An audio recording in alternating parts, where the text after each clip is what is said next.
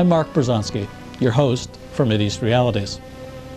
The Middle East peace process has become a ubiquitous term. It is also a widely manipulated and grossly misunderstood term. More often than not, it is in fact a term used to mask and distort the realities of the actual situation in this vital region of the world. In December of '95, Professor Noam Chomsky spoke at a forum organized by the Society of Arab Students at Harvard University. Chomsky is one of the world's most praised political analysts and linguists, at times compared to Plato and Aristotle for his erudition. Even the New York Times has acknowledged that he is arguably the most important intellectual alive.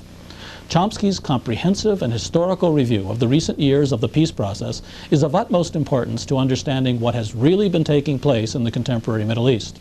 His profound analysis helps explain why so many independent experts view the situation so differently than what is constantly reported in the American media.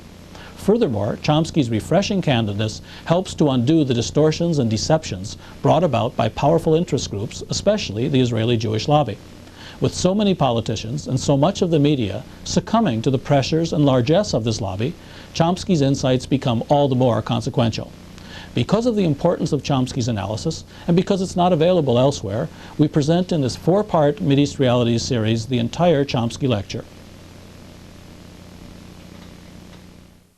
Well, the title, as you heard, has to do with the peace process in the Middle East. Peace process is in quotes, as befits a technical term.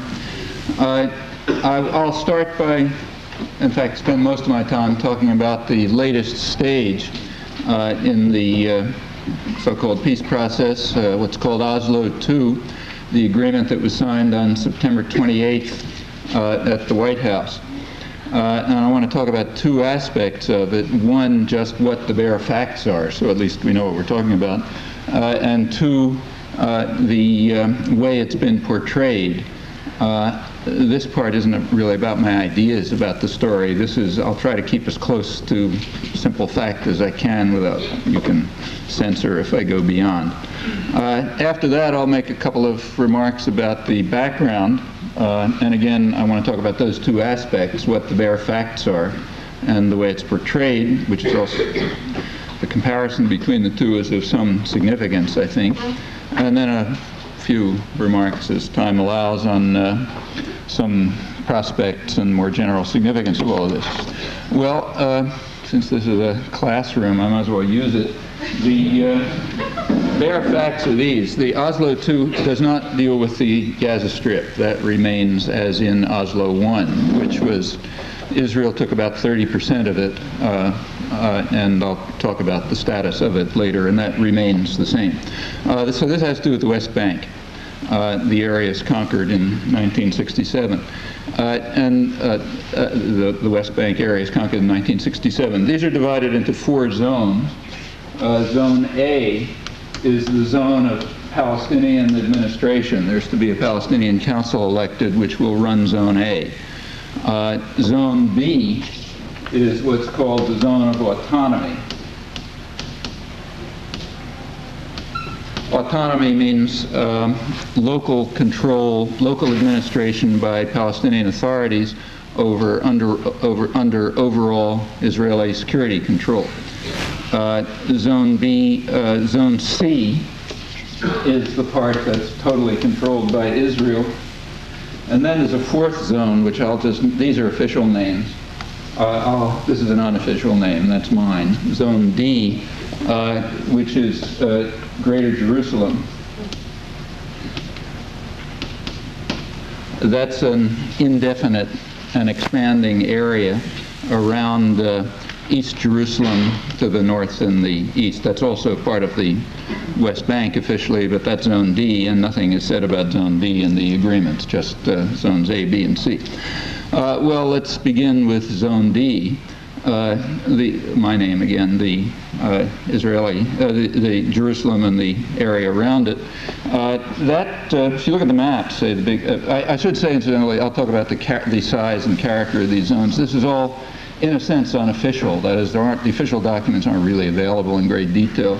But there are plenty of maps and plenty of commentary and speeches by high Israeli officials. And in fact, I'm relying mostly on the Israeli press now, although it's appeared in the New York Times and other places here too. If you look at the New York Times map, or the Israeli maps, or in fact any of the others, you'll notice that Zones D is just assigned to Israel, period. It's not even part of the West Bank anymore. It's assigned the same color as Israel on the New York Times map, if you look. The reason is that Israel simply announced that while back that Greater Jerusalem, I'll talk about its scope in a moment, will remain the eternal and undivided capital of Israel, and there's no comment on that. You may recall a while back Arafat made some comments about how the Palestinians were going to continue their struggle for Jerusalem as in accord with the official wording of the Oslo agreements. That caused a huge uproar in the West about how the old terrorist hadn't abandoned his ways and so on. But that was, he was Arafat's jihad.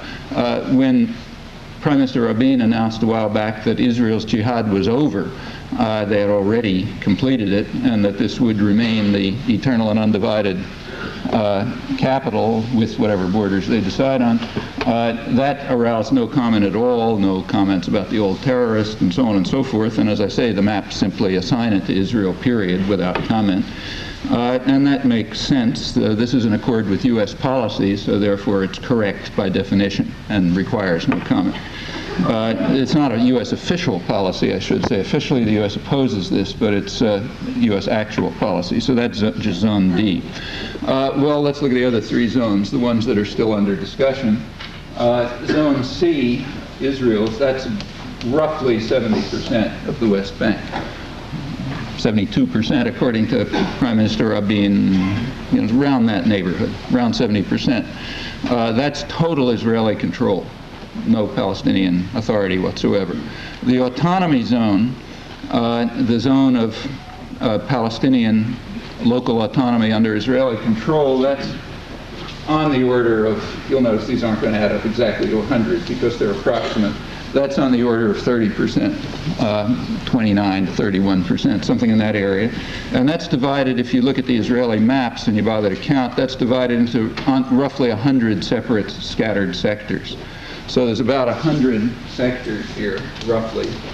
These are rough numbers, which are scattered areas around within the 70% that Israel controls, and those little scattered areas are the autonomy. That's where there's local Palestinian control.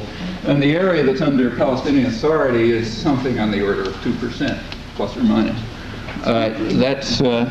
That's the municipal areas, basically downtown areas of half a dozen towns. In the Zone C, this one has 140,000, according to the Israeli sources, 140,000 Jewish settlers, a couple hundred Arabs. Zone B has, Zones B and A together have 1.1 million Arabs. That's those are the sort of bare facts. Of the towns, one was contested. This area has no Jewish settlers. One town, Hebron, has Jewish settlers, so that was contested. There are about 450 Jewish settlers and around 100,000 Arabs, so there Israel keeps substantial control. That's Hebron, the one town with people in it. Well, of the areas conquered in 1967 to the west, there are about 300,000 Jewish settlers now, according to Israeli sources, about half in formerly Arab East Jerusalem, which now has a Jewish majority, which has been annexed to Israel and has indeed been growing and is continuing to grow pretty rapidly since Oslo I. Well, those are the bare facts. Now let's take a look at some of the background provisions which go along with this. Since Israel made compromises, it insists on compromises from the other side, and the compromises from the other side are some provisions. First of all, Oslo II reaffirms the provisions of earlier agreements, like the Cairo Accords of May 1994, which stipulate, I'm quoting it now, that any legislation by Palestinians in their 1 or 2% or whatever it will be, any Palestinian legislation, I'm quoting, cannot deal with a security issue that falls under Israel's responsibility and cannot seriously threaten other significant Israeli interests protected by this agreement. The Israeli administration, which covers the whole 100%, everything, retains exclusive authority in legislation, adjudication, policy execution, and responsibility for the exercise of these powers in conformity with international law.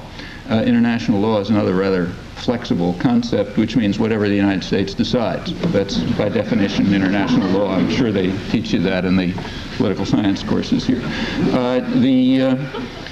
So that means the whole intricate system, which is quite complex, of military ordinances remains intact, apart from, I'm quoting, such legislative, regulatory, and other powers as Israel may expressly grant to the Palestinians, while Israeli judges retain veto power over any Palestinian legislation that might, I'm quoting again, that might jeopardize major Israeli interests which have overriding power.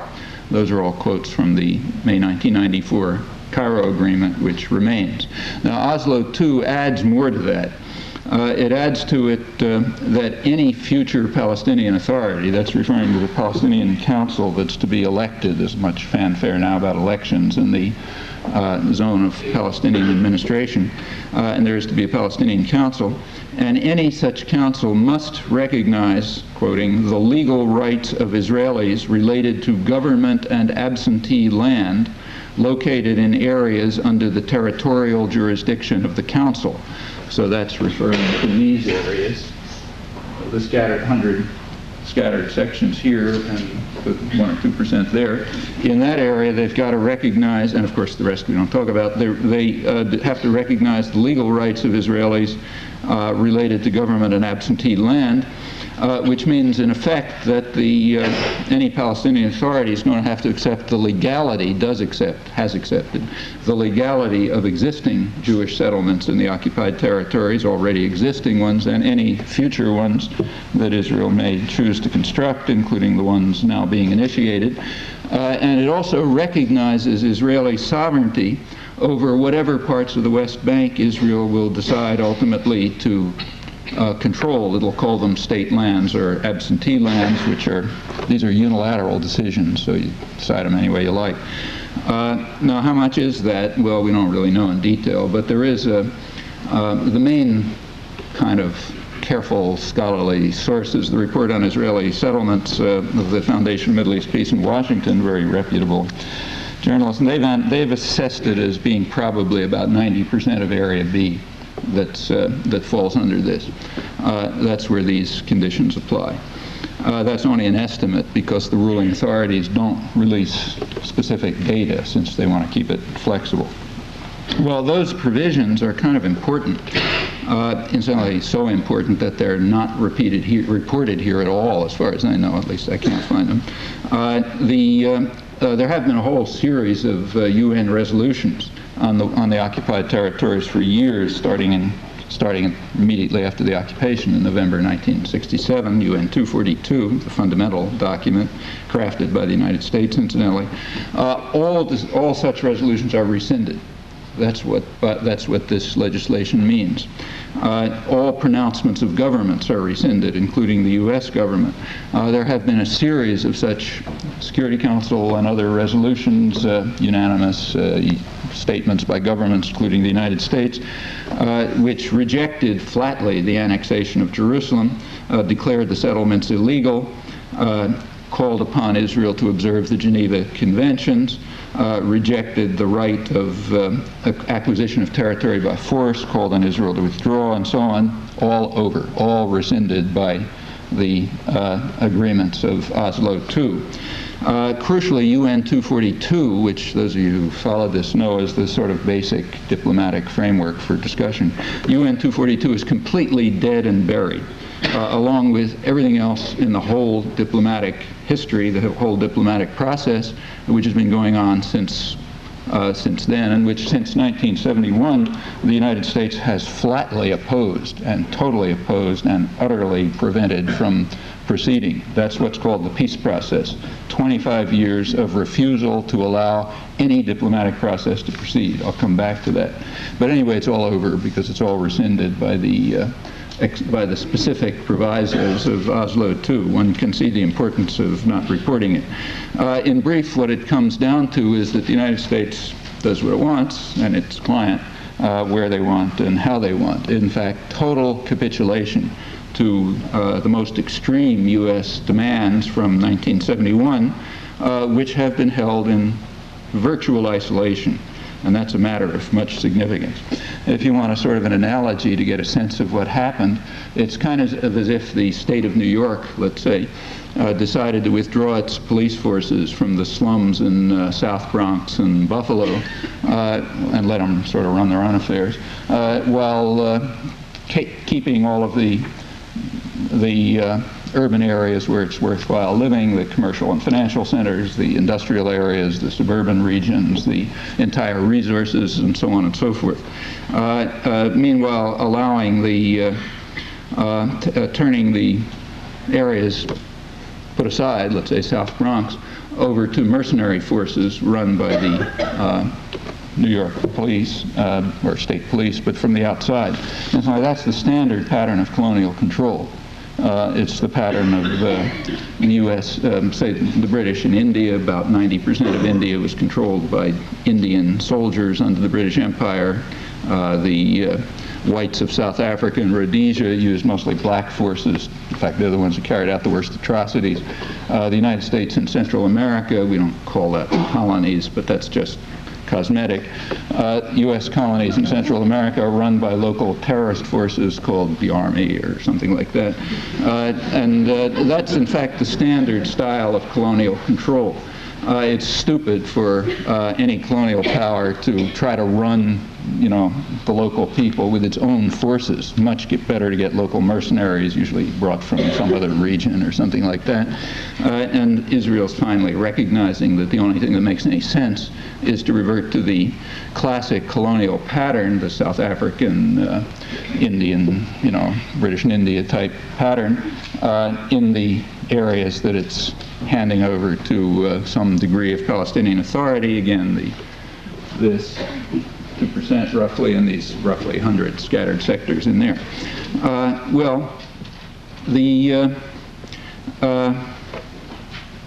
Another standard of comparison which gives you a sense of what's just happened in Oslo II is to compare, to use as a standard of comparison, the position taken by the United States and Israel a couple of years earlier. That is, let's take the period of the peak moment of rejection, flat rejection of any dealing with the Palestinians and any Palestinian rights was in 1988. At that time, the U.S. and Israel insisted that, of course, they were opposed to any Palestinian state as they are now, but they insisted that Israel keep 40% of the occupied territories, 40% of Gaza and the West Bank. That was explained by Defense Minister Yitzhak Rabin of the Labor government. Said Israel's going to keep permanently about 40% of the territories. They want the rest. It's a waste of time. In 1995, we've just seen what the press calls a historic compromise, painful peace, great sacrifice. Namely, they take twice as much, along with resolutions, with agreements, side provisos, which rescind the whole record, with all resolutions bearing on illegality, Geneva Conventions, and everything else. That's the historic compromise. Well, there has indeed been another change, and that has to be mentioned. Israel has recognized the PLO as the representative of the Palestinian people, of course not in any official declaration, but in a side letter that was submitted alongside of Oslo I. And that change has called forth a huge amount of commentary here.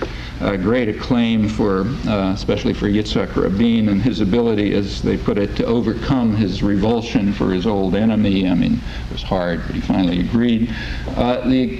Those who herald this fantastic transformation prefer not to pay attention to what's being said by the objects of their admiration.